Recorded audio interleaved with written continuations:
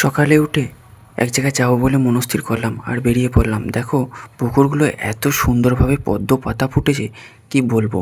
আর আমি সেখানে যাবো বলে ঝটপট সকালে উঠে একটু রেডি হয়ে নিলাম আর তারপর বেরিয়ে পড়লাম। আর গাড়ি নিয়ে যেতে যেহেতু এখন শরৎকাল পড়ে গেছে, তাই কখনো মেঘ কখনো রোদ এরকম হতেই থাকছে। তাই ঝটপট বেরিয়ে পড়লাম, এক জায়গায় যাব। তাই যেতে যেতে একটা সুন্দর শিব মন্দির পড়লো। আর আমি শিব মন্দির দেখে দাঁড়াবো না, এটা তো হয় না। স্বয়ং মহাদেবের সামনে দাঁড়িয়ে একটু মহাদেবকে দর্শন করে আবারও বেরিয়ে পড়লাম। আমি বেশ অনেক দিন বাদে এই রোডটা দিয়ে আবার যাচ্ছি। বেশ ভালো লাগছে, শরৎকালের আকাশ। যাবার পথে পড়বে এরকম সুন্দর একটা বন, যেখানে গাছে ঘেরা শান্ত পরিবেশ, শুধু পাখিদের কলরব ছাড়া অন্য কিছু শোনাই যায় না।